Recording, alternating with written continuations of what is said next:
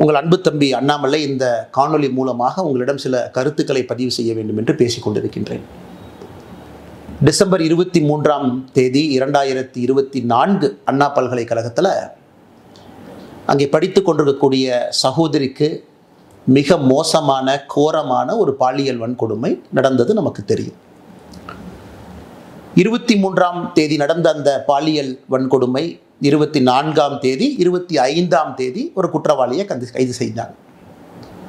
25ஆம் தேதி காலையிலிருந்து ஒரு சாமானிய மனிதனாக உங்களைப் போல நானும் பேச ஆரம்பித்தேன். அதன் பிறகு படிப்படியாக சமூக வலைதள பதிவுகள், பத்திரிகை நண்பர்களை சந்தித்து தொடர்ச்சியாக பேசியதன் விளைவு 25ஆம் தேதி சாயந்தரம் ஒரு கைதை காமிச்சாங்க. ஞானசேகரன் என்கின்ற ஒரு மனிதனை. 25ஆம் தேதி இரவு ஞானசேகரன் யார், எந்த கட்சியை சார்ந்தவன், யாரோடெல்லாம் தொடர்பு இருக்குது, அதையும் உங்கள் முன்னால் நாங்கள் வச்சோம். எல்லா அரசியல் கட்சிகளுமே எடுத்து போராடினாங்க, பேசினாங்க. அதனால் இது நான் அரசியல் பேச விரும்பலை. முதல்ல நாங்கள் அது ஓட்டப்பந்தயம் கிடையாது. முதல்ல அண்ணாமலை தான் ட்வீட் போட்டான். அதை மாதிரி நான் ஒரு கீழ்த்தரமான அரசியல்வாதி கிடையாது. மாற்றம் வேண்டும் என்று விரும்பக்கூடிய உங்களை போன்ற ஒரு சாதாரண மனிதன். இன்றைக்கி நான் அதை பற்றி பேசுகிறேன். ஜனவரி மாதம் கடைசியில் உங்கள்கிட்ட சொல்லியிருந்த சில விஷயங்களை நான் CDR கால் டீட்டெயில் ரெக்கார்ட் ஆதாரத்தின் அடிப்படையில் உங்கள் முன்னால் வைக்கப் போகின்றேன். இன்றைக்கி பேச வேண்டிய நேரம் வந்துருச்சு. 25ஆம் தேதி கைது செய்யப்பட்ட பிறகு பல விஷயங்கள் நம்ம பார்த்தோம். FIR கசிய விடப்பட்டது. 27ஆம் தேதி நான் ஒரு அறப்போராட்டத்தை முன்னெடுத்தேன். அதன் பிறகு அண்ணா பல்கலைக்கழகம் சில விஷயங்கள் செஞ்சாங்க. நாங்கள் செக்யூரிட்டி அது பண்ணுறோம், நாங்கள் டைட்டன் பண்ணுறோம். சென்னை உயர்நீதிமன்றம் SITயை போட்டு கண்காணிக்க ஆரம்பித்தாங்க. இன்றைக்கி 5 மாதங்கள் கழித்து தீர்ப்பு வந்திருக்கு. முக்கிய குற்றவாளியாக இருக்கக்கூடிய ஒரே குற்றவாளியாக இருக்கக்கூடிய ஞானசேகரனுக்கு 30 ஆண்டு காலம் கடுங்காவல் தண்டனை. இன்றைக்கி நம்ம அன்னைக்கு கேட்ட அதே கேள்வி இன்றைக்கி கேட்குறோம்.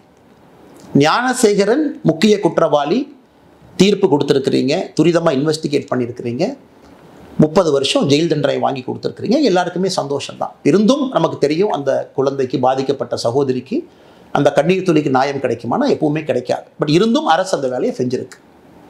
ஆனால் அரசு அந்த வேலையை முழுசாக செஞ்சுருக்கா அப்படிங்கிறத முதல்ல இருந்து கேட்குறோம். நான் அதைத்தான் உங்கள் முன்னால் நான் பேச போகிறேன்.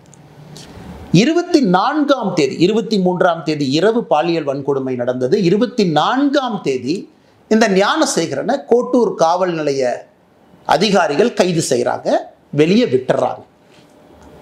25ஆம் தேதி சாயந்தரம் மறுபடியும் கைது பண்ணுறாங்க. இதை உங்கள் முன்னால் இன்னைக்கு நான் வைக்கிறேன். ஏன் விட்டாங்க, இதில் யாரெல்லாம் சம்பந்தப்பட்டிருக்கிறாங்க, எதற்காக திராவிட முன்னேற்ற கழகத்தில் சில தலைவர்களுக்கு பதட்டம், எவிடன்ஸை எங்கேயெல்லாம் அளித்திருப்பதற்கான வாய்ப்பு இருக்கு.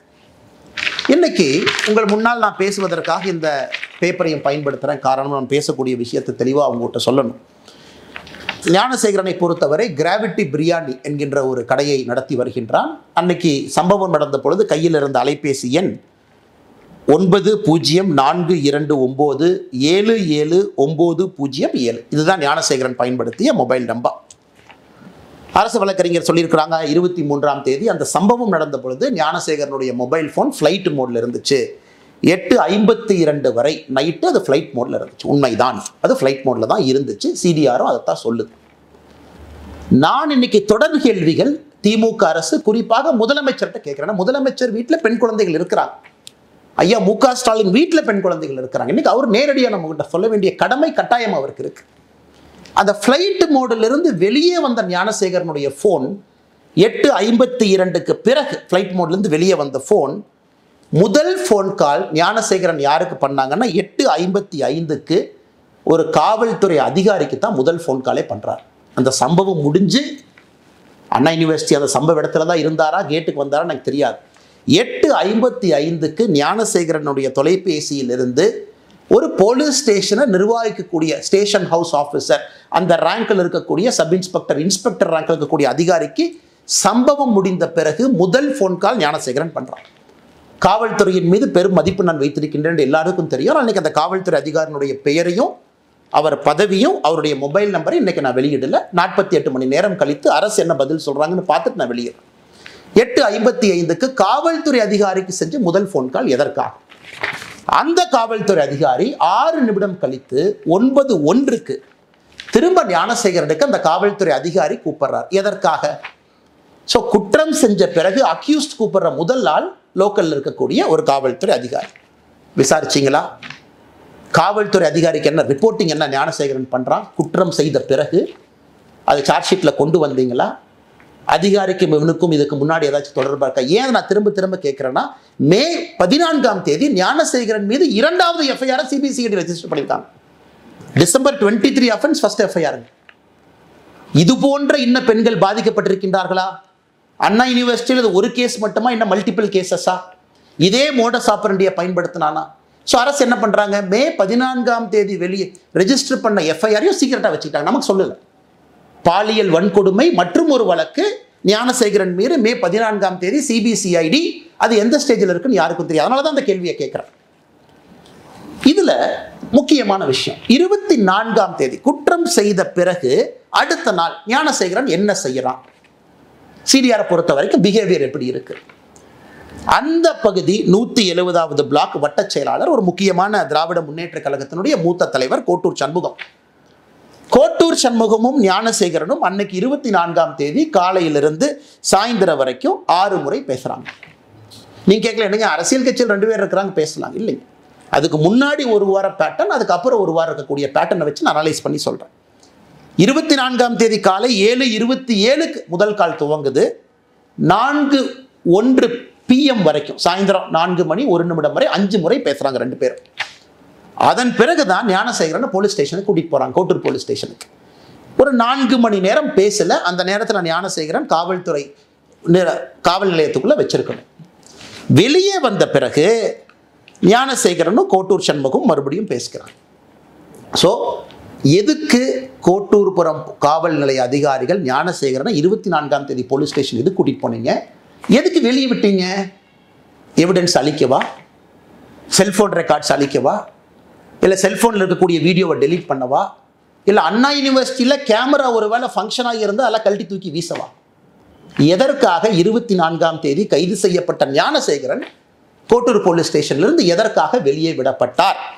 இந்த நேரத்தில் ரொம்ப முக்கியமான விஷயம், ஞானசேகரன் கோட்டூர் காவல் நிலையத்திலிருந்து வெளியே வந்த பிறகு நைட்டு 8:30 மணிக்கு மேலே 24 இரவு தமிழகத்தினுடைய சுகாதாரத்துறை அமைச்சர் அண்ணன் மா சுப்பிரமணியம் அவர்களும் கோட்டூர் சண்முகமும் பேசுகிறாங்க. இது கோட்டூர் சண்முகத்தினுடைய சிடிஆரை பார்த்தீங்கன்னா, ஞானசேகரன் வெளியே வந்ததுக்கு அப்புறம் கோட்டூர் சண்முகத்தினுடைய பிஹேவியரல் பேட்டர்ன் மா சுப்பிரமணியத்தை கூப்பிடுறார். 8:30 மணிக்கு பேசுறாங்க. 8:32 மணிக்கு மா சுப்பிரமணியம் கோட்டூர் சண்முகம் மறுபடியும் பேசுறாங்க. இது எல்லாம் நம்ம நல்லா புரிஞ்சுக்கணும். எதற்காக, யாரை காப்பாத்துறதுக்காக இவ்வளவு பதட்டம்? அண்ணா பல்கலைக்கழகத்தில் பணிபுரியக்கூடிய நடராஜன் ஒருத்தர், ஒரு முக்கியமான அதிகாரி, கேட் கண்ட்ரோல் அவர் கையில் இருக்கு. அதெல்லாம் காவல்துறை நீங்க தான் சொல்லணும், எல்லாம் என்னுடைய வேலை கிடையாது. 48 மணி நேரம் கழிச்சு அந்த நடராஜன் யாருன்னு பேசுவோம். ஒரு பிஆர்ஓவா, கேட் யார் கண்ட்ரோலில் இருக்குன்னு. அந்த அண்ணா பல்கலைக்கழகத்தில் இருக்கக்கூடிய நடராஜனும் கோட்டூர் சண்முகமும் எத்தனை முறை பேசியிருக்காங்கன்னா, டிசம்பர் 23 பேசியிருக்காங்க, டிசம்பர் 24 பேசியிருக்காங்க, டிசம்பர் 25 பேசியிருக்காங்க, டிசம்பர் 26 பேசியிருக்காங்க. மொத்தமாக இந்த 4 நாட்களில் கோட்டூர் சண்முகமும் அண்ணா பல்கலைக்கழகத்திலே பணி செய்யக்கூடிய நடராஜனும் 13 முறை பேசியிருக்கின்றார்கள். 13 முறை. நான் ஏற்கனவே சொன்னது போல 24 குற்றம் நடந்த அடுத்த நாள் வெளியே வந்த ஞானசேகரனும் கோட்டூர் சண்முகமும் 8:34 மறுபடியும் பேசுறான். கோட்டூர் சண்முகம் இதோடு நிக்கலிங்க. ஞானசேகரன்ட்ட 8:34 சாயந்தரம் மணிக்கு பேசிய பிறகு கோட்டூர் சண்முகம் யார்கிட்ட பேசுறான்னா, இன்னொரு காவல்துறை உயர் அதிகாரி, ஏன்னா காவல்துறை மீது மரியாதை இருக்கின்ற காரணத்தினால உயரதிகாரியுடைய பேர் அந்த நேரத்தில் சொல்லல, 8:59 சாயந்தரம் ஃபோன் பண்றார் Kottur Shanmugam, tax to that police officer. 9:07 மறுபடியும் Kottur Shanmugam tax to that police officer. இதெல்லாம் 24 இரவு.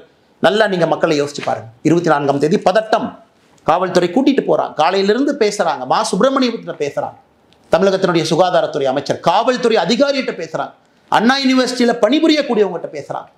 அந்த 24th night is the most crucial night. காரணம், எவிடன்ஸ் அளிக்கப்படுது. உள்ள போயிட்டு வெளியே வந்த ஞானசேகரன் எவிடன்ஸ் அளிக்கப்படுது. ஏன்னா இவங்க ரெஜிஸ்டர் பண்ண 11 செக்ஷன்ல, நான் புதுசாக அது பொருளை கலப்பினீங்க சொல்லல, தமிழகத்தினுடைய எஸ்ஐடி ரெஜிஸ்டர் பண்ண 11 செக்ஷன்ல ஒரு செக்ஷன் எவிடன்ஸ் அளிச்சதுக்காக ஒரு செக்ஷனை போட்டிருக்கான். அப்ப என்ன எவிடன்ஸ் அளிக்கப்பட்டது? அதன் பிறகு 25 காவல்துறை சொல்றாங்க, ஞானசேகரனை சாயந்தரம் கைது பண்ற பிறகு அண்ணா யூனிவர்சிட்டி சிசிடிவி வேலை செய்யல, செல்போன்ல எங்களுக்கு தெரியல, மே 14ஆம் தேதி தான் சொல்றாங்க இன்னொரு பாலியல் வன்கொடுமை வழக்கு ஞானசேகரன் மீது பதிவு செஞ்சிருக்கிறாங்க. அதை பத்தி யாரும் நம்ம பேசல. அது எந்த ஸ்டேஜில் இருக்குன்னு கூட தெரியாது. 25ஆம் தேதி காவல்துறையை பொறுத்தவரை பிளாங்க். ஞானசேகரனை கைது செய்த பிறகு பிளாங்க். ஸோ கோட்டூர் சண்முகத்திற்கு எதற்காக இவ்வளவு பதட்டம்? அந்த பகுதியினுடைய திராவிட முன்னேற்ற கழகத்தினுடைய வட்டச் செயலாளர். அப்ப காவல்துறை எஸ்ஐடி அதிகாரிகள் கோட்டூர் சண்முகத்தை கூப்பிட்டு விசாரிச்சிங்களா? ஸ்டேட்மெண்ட் எடுத்தீங்களா? கோட்டூர் சண்முகம் எந்த காவல்துறை அதிகாரிகிட்ட பேசினாங்க, அவங்கள கூப்பிட்டு பேசுனீங்களா? மா சுப்பிரமணியம் அமைச்சரை போலீஸ் ஸ்டேஷனுக்கு கூப்பிட்டீங்களா? எஸ்ஐடி மா சுப்பிரமணியம் அவன்கிட்ட கேட்டீங்களா? எதற்காக ஃபோன் வந்துச்சு, எதற்காக நீங்க பேசுனீங்க, இந்த பேட்டர்ல எதற்காக நீங்க இன்வால்வ் ஆயிருக்கிறீங்க? இந்த கேள்விகளை நம்முடைய எஸ்ஐடி அதிகாரிகள் கேட்டீங்களா? அன்பு சொந்தங்களே, இந்த நேரத்தில் நீங்க ரெண்டு விஷயத்தை பார்க்கணும். இந்த 24ஆம் தேதி இவ்வளவு நான் சொல்ல இன்னைக்கு பாதிக்கப்பட்ட மாணவியினுடைய வழக்கறிஞர் சொல்றாரு, அதே 24ஆம் தேதி 2 காவல்துறை அதிகாரிகள் அந்த மாணவியை பார்த்து எஃப்ஐஆர் வேண்டாமா, எஃப்ஐஆர்லாம் போட்டால் வாழ்க்கை கெட்டு போயிருமா, எஃப்ஐஆர் கொடுக்காதுன்னு 2 பேர் சொல்றாங்க. 2 காவல்துறை அதிகாரி, ஒருத்தர் மஃப்டியில் வர்றாங்க, ஒருத்தவங்க யூனிஃபார்ம்ல வர்றாங்க. நான் சொல்லுகின்ற இவ்வளவு விஷயங்கள் 24ஆம் தேதி நடக்கும் பொழுது 2 காவல்துறை அதிகாரிகள் அதே 24ஆம் தேதி மாணவியிட்ட எஃப்ஐஆரை எடுக்க 1 ஃபுல் டே டிலே பண்றாங்க. ஸோ அதனால் இது எல்லாமே உங்களுடைய கவனத்துக்கு கொண்டு வருவது மட்டுமல்ல, உங்கள் முன்னால் இந்த நேரத்தில் நான் வைத்திருக்கின்றேன். அன்பு சொந்தங்களை, இன்னைக்கு நாம கேட்கக்கூடிய முக்கியமான கேள்விகள், யார் அந்த சார்? அதே கேள்வியை திரும்ப நம்ம கேட்குறோம், முதல்ல இருந்து கேட்டுக்கிட்டு இருக்கோம். சர்க்கம்ஸ்டன்ஷியல் எவிடன்ஸ் என்ன? இதெல்லாமே ஓப்பன் சிடிஆர் கால்ஸ். இந்த சிடிஆர்லாம் பார்த்தீங்கன்னா 3 செகண்ட் பேசுகிறாங்க, அண்ணே வாட்ஸ்அப்பில் வாங்கிறார். வாட்ஸ்அப் நம்மகிட்ட இல்லை, அது காவல்துறையிட்டு இருக்கு. ஐபிடிஆர்னு அது தனியாக ஒன்று போட்டு அவங்க எடுப்பாங்க.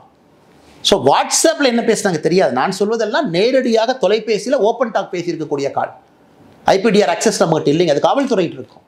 ஸோ யார் இன்டர்நெட் ஃபோன் கால் பண்ணது? சாதாரணமாகவே நம்மளே வாட்ஸ்அப்பில் தானே பேசுகிறோம். ஸோ எத்தனையோ கால் இதில் பார்த்தீங்கன்னா 3 செகண்ட் 4 செகண்ட் பேசின கால் என்ன, அண்ணே வணக்கண்ணே கொஞ்சம் வாட்ஸ்அப்பில் வாங்க. கோட்டூர் சண்முகம் விசாரிக்கப்பட வேண்டிய நபர். தமிழகத்தினுடைய சுகாதாரத்துறை அமைச்சர் மா சுப்பிரமணியம் விசாரிக்கப்பட வேண்டிய நபர். அந்த தெளிவை முதலமைச்சர் சொல்லாம எதுக்கு நாடகம் போடுறார்? முதலமைச்சராக ஒரு பக்கம், திராவிட முன்னேற்ற கழகத்தினுடைய தலைவராக இன்னொரு பக்கம் இருக்குல்ல. முதலமைச்சருக்கு 2 பொறுப்புகள், 2 பதவிகள் இருக்கு. கட்சி இன்வால்வ் ஆயிருக்கு, முதல்ல இருந்து இன்வால்வ் ஆயிருக்கு, காவல்துறை அதிகாரிகள் இன்வால்வ் ஆயிருக்கிறாங்க. இவ்வளவு விஷயங்கள் நடந்திருக்கு, இவ்வளவு தொலைபேசி அழைப்புகள். நீங்க கேட்கலாம், இல்ல அண்ணாமலை என்ன நீங்க சும்மா சொல்றீங்க? சரி, கோட்டூர் சண்முகம் அவர்களும் மா சுப்பிரமணியம் அவங்களும் டெய்லி பேசிக்கிறாங்களா? டெய்லி பேசிக்கிறாங்கன்னா, நான் சொன்ன 24ஆம் தேதியை 2 முறை பேசிக்கிட்டாங்க. அதன் பிறகு 6 நாட்கள் அவங்க பேசிக்கொள்ளவே இல்லை. இவங்க டெய்லி பேசுகிற ஆட்கள் கிடையாது. 24ஆம் தேதி பேசிய பிறகு இவங்க திரும்ப பேசினாங்களான்னு ரெக்கார்ட் எடுத்து பார்த்தீங்கன்னா 6 நாட்கள் இவங்க பேசலை. அதனால் 24ஆம் தேதி பல விஷயங்கள் நடந்திருக்கிறது. அங்கே தான் யார் அந்த சார் ஒளிஞ்சிருக்கிறார். அதனால் இது தொடரும். இன்னைக்கு நான் ஏற்கனவே சொன்ன எதற்கும் பயப்பட போவது கிடையாது. ஒரு விஷயத்தை நான் சொன்னேன், அதனை கையில் எடுத்திருக்கேன், உடும்பு புடியாக பிடித்து கடைசி வரை போக போறேன். நான் சாட்டையால் அடித்து கொண்டது அண்ணா பல்கலைக்கழக மாணவியினுடைய சகோதரனாக. எனக்கு ஒரு சகோதரி, அந்த சகோதரிக்கு ஒரு சகோதரன் இருந்தா 2 பேருக்கும் என்ன வழி ஏற்பட்டிருக்குமோ அதைத்தான் நான் செஞ்சேன். அதனால் தொடர்ந்து கேள்விகள் கேட்போம். இதை நம்ம விட போறதில்லை. இதுக்கும் அவங்க சொல்லுவாங்க இப்படி அப்படிமாங்க. அடுத்து நான் 48 மணி நேரம் கழித்து மறுபடியும் அடுத்த விஷயத்தோடு பேசுவோம்.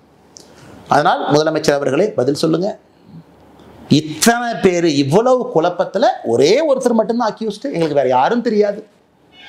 இந்த ஆள் அவ்வளவு தைரியமா அண்ணா பல்கலைக்கழகத்துக்குள்ள இடத்த செலக்ட் பண்றான், இந்த இடம்னு தெரியுது, அந்த இடத்த ரெடியா உட்கார்ந்துருக்கான். அப்படின்னா இதுக்கு முன்னாடி அவன் குற்றமே எங்க செய்யலீங்களா? இது யாராச்சும் நம்புவாங்களா?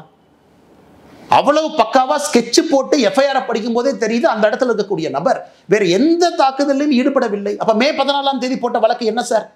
யார் இந்த விக்டிம்? அண்ணா பல்கலைக்கழக மாணவியை விக்டிமா, இல்லை இதே ஞானசேகரன் இன்னொரு இடத்துல இருந்தாரா? அதனால் கேள்விகள் தொடர்ந்து கேட்போம். இவங்க ஆளுங்கட்சியினுடைய யாரெல்லாம் சம்பந்தப்பட்டிருக்கிறாங்க, பதவிகளை யார் தவறாக பயன்படுத்தினாங்க, காவல்துறையுடைய கையை யார் கட்டி போட்டார்கள், 24ஆம் தேதி ஞானசேகரனை வெளியே கொண்டு வந்து குரூஷியல் எவிடன்ஸ் அளிப்பதற்கு யாரெல்லாம் உடந்தையாக இருந்தார்கள், என்னை பொறுத்தவரை அவர்களும் குற்றவாளிகள் தான். அதில் தான் அந்த யார் என்கின்ற சார் ஒளிஞ்சிருக்கிறார். வணக்கம், நன்றி.